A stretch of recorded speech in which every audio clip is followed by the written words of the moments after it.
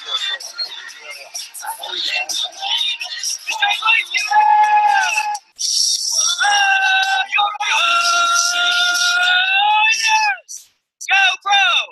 Somebody was not paying attention backstage when she says, and thank you very much. I was like, oh, who needs a jacket? Wow. Woo! Spread up those steps. Okay, really quickly. I need everybody's attention for just a moment. So everybody stop conversation because we need to just speak to someone really quickly. In the room, if there is a Sammy Kara, Sammy, I need your help. We found these brochures in a bathroom with your contact information. What I need you to do is do the right thing. I need you to stand up right now, go back to registration, take your things with you. We need to pull your credentials, and you need to leave the event immediately. Do that out of integrity now, because here's why. The entire staff that is allowing and monitoring entrance and access, either you'll help us at this point, or we will find you and ask you to leave then. Please do the right thing and do it now. Okay.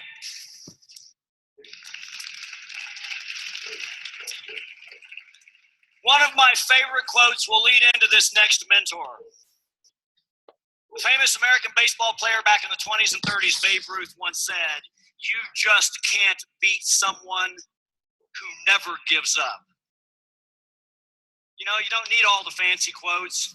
You could live your life by that one, and you'll be just fine. You just can't beat the person who never gives up. I want to introduce a mentor. It's been a privilege to introduce him to the GoPro stage many times because he is the epitome of that. 35 years ago, he signed up in network marketing for the first time.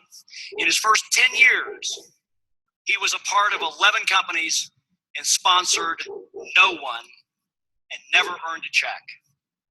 How many of you would have made it past the first couple of months? He went on in his 12th company to go on and finally make all of it came together, earned over $8 million in that company. His 13th company, he's now well over $20 million in career earnings. Most importantly, he's got a team now, over 150,000 team members and customers in 5 countries, and he's a best-selling author, and he is a giver. He is an absolute servant leader. He's also decided that life is that thing to be lived. He decided one day to fly helicopters. He now has his helicopter license. He lives here in Vegas as well as having homes elsewhere, but he wanted to really embrace this world we're in. Went to the Amazon in an Amazonian trek, walking along paths with 6-inch cargo ants that if one bites you, you'll be immobilized. If 2 did, you'd be dead. He's then swum in the Amazon with 15-foot caimans and piranhas, and he's enjoyed the experience of realizing life is to be lived. One of the things that he's often done, I've seen him do this at GoPros and other events, is talk about the power of perceived value. And he's been famous for doing an auction where he'll stand up, pull out an actual $100 bill and say, who in here would give me $50 for the $100 bill? It's stunning how few people raise their hand. Then he says, no, I'm not kidding. This is a real conversation. Okay, how many of you would give 75? And more people raise their hand. He's like, look, you wouldn't do it at 50, but you do it at 75? And then he goes on, who would give me 100 for a $100 bill? What if I signed it? What if I got Eric to sign it? Eric and Marina will sign it. Who'd give me 200 and 300 and 500? What if I get other speakers like Jeff Roberti to sign it? Who would give me 1,000? And you see the hands going up and going up. What if I put it in a beautiful frame with a special card? It'll go to $2,000, $3,000, $5,000. I've seen it go as high as $7,000 or $8,000 for a $100 bill because of the value added. And something iconic happened at last year's GoPro Recruiting Mastery. It was one of those tipping point events. Standing on stage, and you can see it, there are YouTube videos of it, you can see it at Network Marketing Times. All of a sudden, the numbers got astronomical. He said, I'm not kidding. This is an actual auction. We aren't playing a game. This is not staged. These are actual numbers. Who would give 20,000, 50,000? And there were so many people standing, it's all of a sudden at 20,000, he said, come down here, and there were about 15 or 20 people. 25 people. Somebody goes, what about 60,000, 80,000, 90,000? I was at the back and I knew what was happening and I could see it on his face. And he goes, has anybody seen Eric? I don't know what to do. He said, you can almost see him start to shake. And this is a powerhouse global leader. Okay, I'm not kidding. Let's keep going. 100,000, 200,000, 300,000, 500,000. And a few hands started dropping. But there was one individual and suddenly we all started talking about it. Said, this is a challenge. That guy's never budged. Because when it was back at 500 or 1,000, a guy stood up in the back and went boom, held his hand up. We couldn't tell what it was. And then somebody said, oh my God, it's a black card. And all of a sudden when they came down, a couple of folks started going at it. And it came down to 2 folks. What about $1 million? Hand didn't budge. The other guy said, $1 million? He said, yeah, what about 3 million? Back 3.2 million. The guy said, $3.2 million? Boom, step down. And David won that auction. The most extraordinary thing about it is all of that went to a charitable cause that was extraordinary for the children who benefited. But it was kind of funny because Jordan said, well, I am never going to be able to do that again.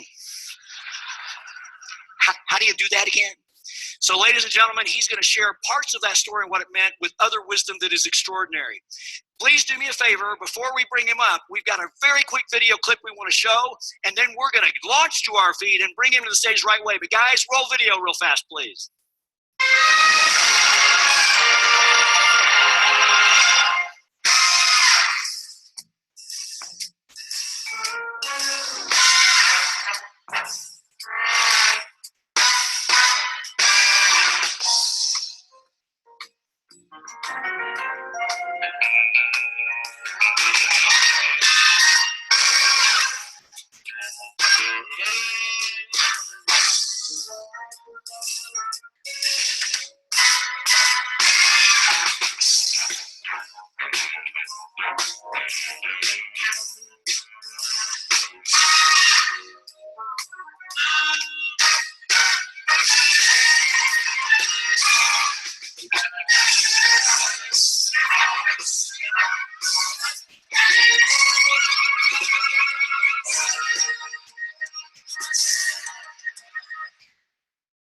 Ladies and gentlemen, please get on your feet. Welcome to the GoPro stage, Mr. Jordan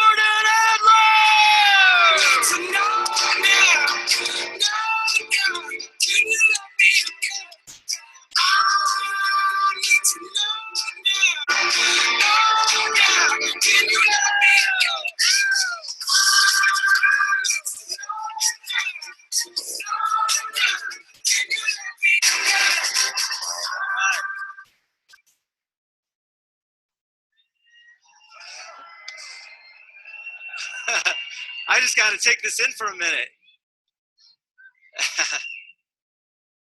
Somebody left me a message saying that he saw that I liked one of Eric Worre's videos on Facebook. And he left me a private message saying, Jordan, I saw you liked one of my videos. Are you in network marketing? And I didn't get a chance to answer him. So Robert, are you out there? I'm in network marketing. Just want to let you know that. In Beach Money, I talk about the 8-year-old test. The 8-year-old test says, some of you might know this, that if an 8-year-old can't do it and an 8-year-old can't teach it, then you probably shouldn't do it. But 8-year-olds have gotten a little smarter than the adults. So I'm putting in a new chapter in that book. It's going to be called the Tom Chenault and Richard Brooke test, the 65-year-old test. If Tom Chenault and Richard Brooke can't do it, then you shouldn't do it. I thought that would be funny, Richard. They didn't think it was that funny. So you're probably wondering if I'm going to auction anything off here. I'm not going to auction anything off with you today. But I do want to talk about the auction for just a couple minutes. I did last year, as Curtis told you. I reached in my pocket and I pulled out a $100 bill. And I said, I'm going to auction this $100 bill. And this is a real auction. And Curtis told you the story, but there were a whole bunch of lessons that came out of it. And one of the lessons is the ripple effect, just seeing what's happened as a result of that 8 minutes. It was an 8-minute auction, and it was designed to show that what something costs is not what it's worth. And so I did this little 8-minute training to talk about how you can add value to something that just by the words that you use, how you can increase the perceived value. And no one had any idea what was going to happen. The ripple effect, the lives that have been changed around the world, like not just thousands of lives, but potentially millions of lives that were changed as a result of that just 8 minutes. And so one of the things that's really interesting to me, and Curtis mentioned it, but I want to talk about it for just a moment. When I said to the crowd, I'm going to give you this $100 bill for $50, who wants it? When I've done this 4 times, and every time I do that, about 50% of the audience stands up. And I said, wait, let me stop here. I'm gonna give you 100, you give me 50, who wants it? 50% stand up. And I say, this is a real auction. I say it 3 times and only 50%. And then I realized something. Why is it that only 50% of the people stand up? Well, one is some of you don't believe it's true. Sounds too good to be true. Some of you don't have $50 in your pocket. So it's like you're not going to stand up because you don't have $50 to give me, even in this room. And some of you are too lazy to stand up. Isn't that the same conversation that your potential distributors have and your potential customers have in their head when you're showing them the business?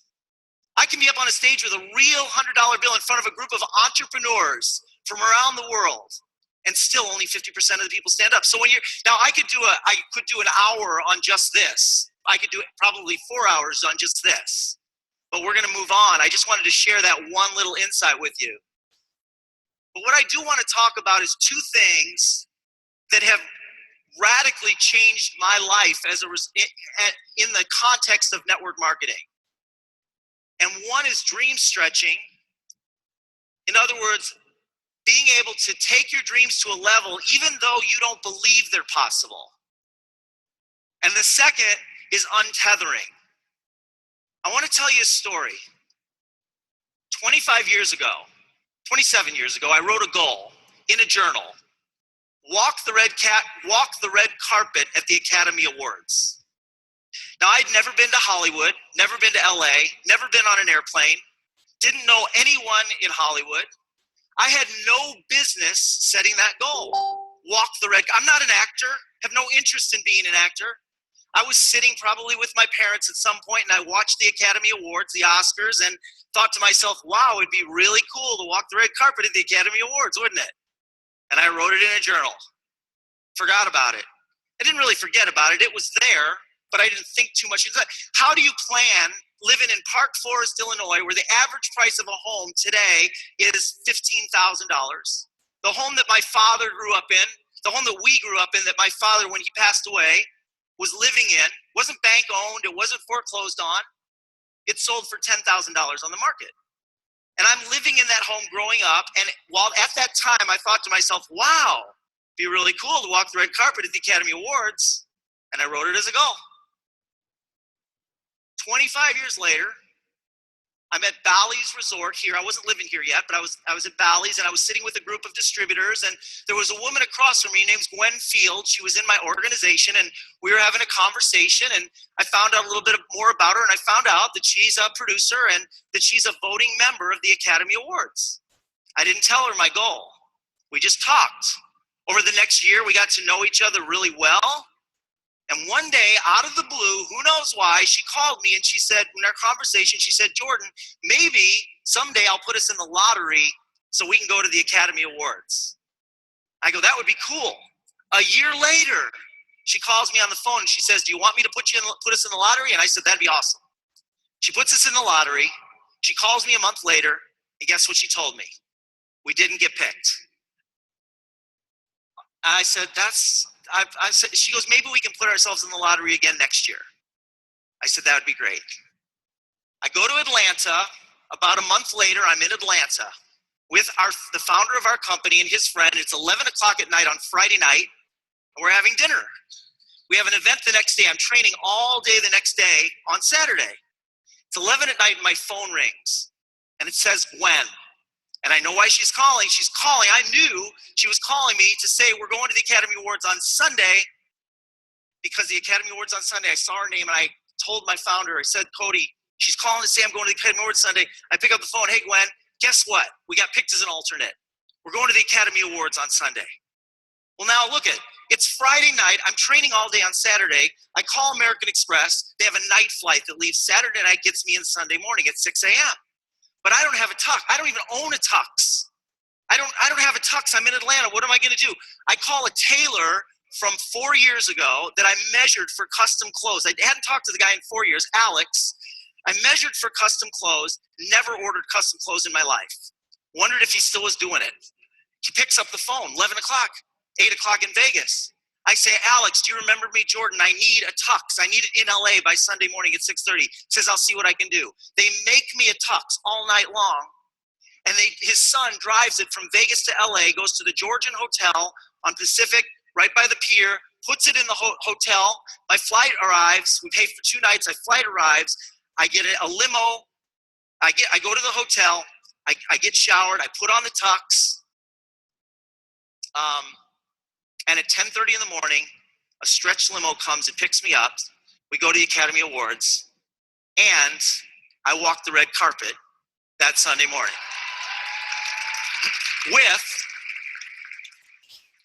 They're looking at me like, who is that guy? I'm with Scarlett Johansson and Russell Brand and Jesse Eisenberg, and I met Wolfgang Puck and Sharon Stone.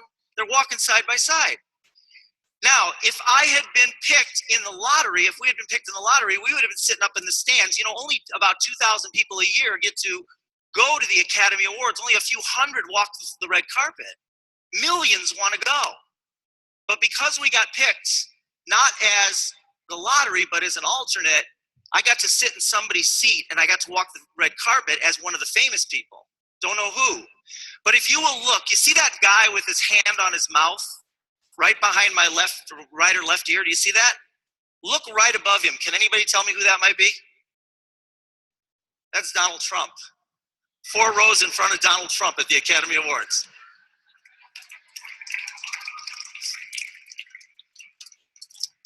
So I was at our convention. Now this is the point I want to make on this is you do not need to believe your dreams when you write them down. That's the first thing. The second thing is some of your dreams, there's no possible way that you can plan. There's no possible way that you can map out your path to get there. You write them down and you have faith that they're possible, and anything is possible. It always happens in your network. It always happens with the people that you know. So the reason I got to walk the red carpet is because I knew Gwen. All right, so I'm at our company convention a couple of years ago. I go downstairs, the Starbucks, 6 o'clock in the morning, nobody's down there. And this woman walks up and she's got a funny accent. She's from New Zealand. I say, what's your name? She says, Carolyn, from New Zealand. I go, what do you do? She says, I'm a travel agent. I go, oh, and I know the travel business. I was in the travel business for many years, and I know that people in the travel business, most of them are struggling financially because travel has been completely obliterated. It's like travel agents are almost non-existent today. And so I assumed that when I would ask her, how is it going? She'd say, not very good. And I said, Carolyn, how's the travel business going? She goes, it's going great. I just had my best year in 21 years. I go, really? What do you do? She says, I book space. And I'm thinking space in hotel rooms, space on cruise ships. She goes, no. I book space. And she points up. I go, how do you do that?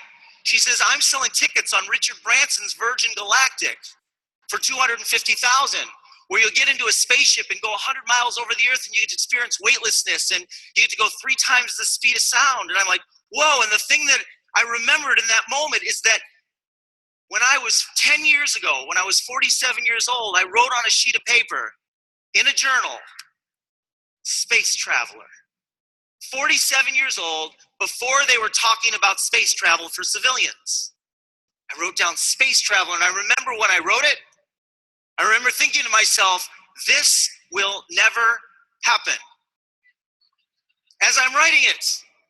So I didn't say it to Carolyn, but I went back to my place in Jerome, and I went into storage, and I started pulling out all these old boxes, and I started looking through journals page by page by page by page to see if I could find the journal where I wrote Space Traveler, and I found it, number 8 on the goal list, Space Traveler. A month later, I get a phone call from Virgin Galactic, Rose Kingscote, who works side by side with Richard Branson in England, says she's going to be in Vegas. Do I want to meet? I'm like, yes. So we sit down at Bellagio. She pulls out the brochure. She shows me the spaceships. She shows me, the whole project. And Richard Branson has billions of dollars invested in this thing before he ever takes in a penny. Billions of dollars in 15 to 20 years before he ever takes in 1 penny of revenue. When I was at the Virgin Galactic Space Center in the Mojave Desert, standing under the spaceships, it was like a science fiction movie. I'm standing there under the spaceships, and I got choked up thinking about this investment that they've made, and I get to be part of that experiment. So on my 57th birthday, I wrote a check for $250,000, and I will be the first network marketer in space. Yes. Thanks, Richard.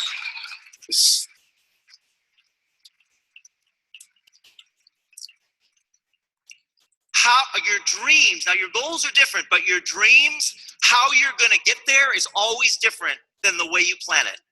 Always. Writing your dreams out when you don't believe them is one of the most powerful things you can do. I've learned this as a discipline. It's a discipline for me today. Every year, I write down 3 or 4 things that I'm going to do that I don't believe I can do. I have no business flying helicopters.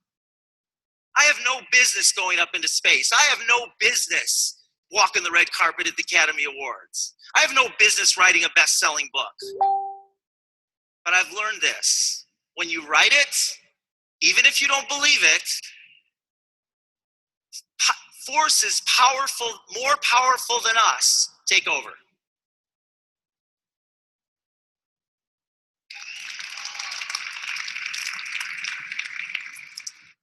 So I was with Donna and Thomas, and we were on Donna and Thomas's catamaran in the Virgin Islands. And there's 4 cabins on the catamaran. There's a cabin for the captain and his wife. There's a cabin for 3 other couples on the catamaran. And we're out in the Virgin Islands. And it was just 10 days of island hopping and having unbelievable fresh seafood and fruit, watching the sunset, drinking wine and whatever what were those things? Painkillers in Joost Van Dyke in the British Virgin Islands, checking out Willie T's. Some of you may have been there. We just had such a great time. And one night, the sun's setting and we're drinking a glass of wine, sitting out on the boat. And it occurred to me, I thought to myself, the captain and his wife, I wonder how long they've been sailing. And I asked him, I said, how long have you been sailing? The guy said, 28 years. I go, wow, you've been sailing for 28 years. That's awesome. When was the last time you talked to your instructor? Thought for a minute. He said, 25 years ago. I go, wait. You sail every day? 365 days a year you're out sailing? He says, almost. I said, and you don't talk to your instructor? He said, no. And I thought to myself, within eyesight, there were a couple hundred sailboats, and on the British Virgin Islands, there's thousands of sailboats, and around the world, there's millions of sailboats, and there's probably tens of thousands of people that sail every day in the tropics that never talk to their instructor. There's some that went and got certified to sail, and they went out in the sailboat one time, and they realized, you know what, I'm not really cut for this. I'm not going to do this, and so they quit. And then there's some people who will sail for a year, and then they'll meet somebody, and they'll get married, and their spouse doesn't want them to sail, and they'll quit, and they'll sell the sailboat. There's some people that will become trainers of sailors, and they'll do that for a portion of their life or for their whole life.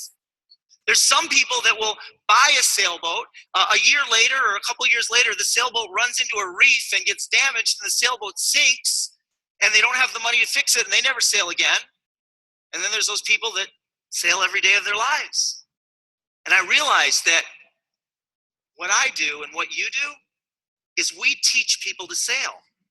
If I tether myself to the people that I teach to sail, they don't have freedom, and neither do I. My job is to train sailors and then set them out to sail. And I'm going to tell you right now from my experience doing network marketing, and I know some of you have experienced this. How many of you in your network marketing career, when you started to build a team, or maybe you have a team, maybe you have a team right now of 10 people or 100 people, or at a certain point you started to feel overwhelmed because it's like, how do I manage all these people? How do I motivate these people? How many of you felt that? When you start to grow a team, you start to feel like, how do I make sure everybody's doing what they need to be doing? How do I keep them excited? The most freeing thing that I ever learned in this business is that the day that I realized that it's not my job to motivate my people.